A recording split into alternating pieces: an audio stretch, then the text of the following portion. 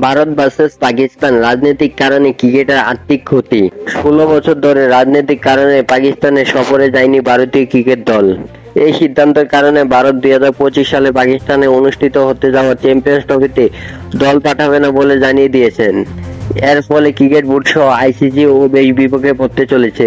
ICC ইতিমধ্যে পাকিস্তান বোর্ডকে ইমেলের মাধ্যমে ভারতের এই সিদ্ধান্ত কথা জানিয়ে দিয়েছে। পাকিস্তানের পক্ষ থেকে বলা হচ্ছে, আন্তর্জাতিক টুর্নামেন্টের সাথে রাজনৈতিক এবং খেলাধুলা আলাদা রাখা উচিত। তবে ভারতের এই সিদ্ধান্তে ক্ষিপ্ত পাকিস্তান। এমনকি ভারতের বিপক্ষে নিষেধাজ্ঞা দেওয়ার কথা ভাবছে পাকিস্তান।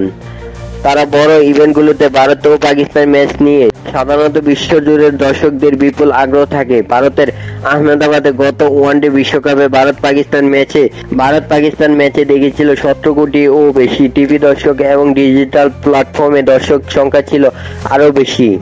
আইসিসির এর মোট আয়ের বড় উৎস হলো ভারত পাকিস্তান ম্যাচ।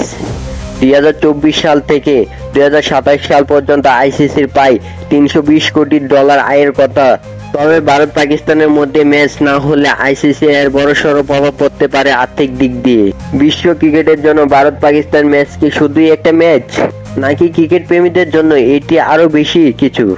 শেষ পর্যন্ত ক্রিকেট কি রাজনীতির কাছে হার মেনে যাবে? অপেক্ষা শুধু সময়ের জন্য।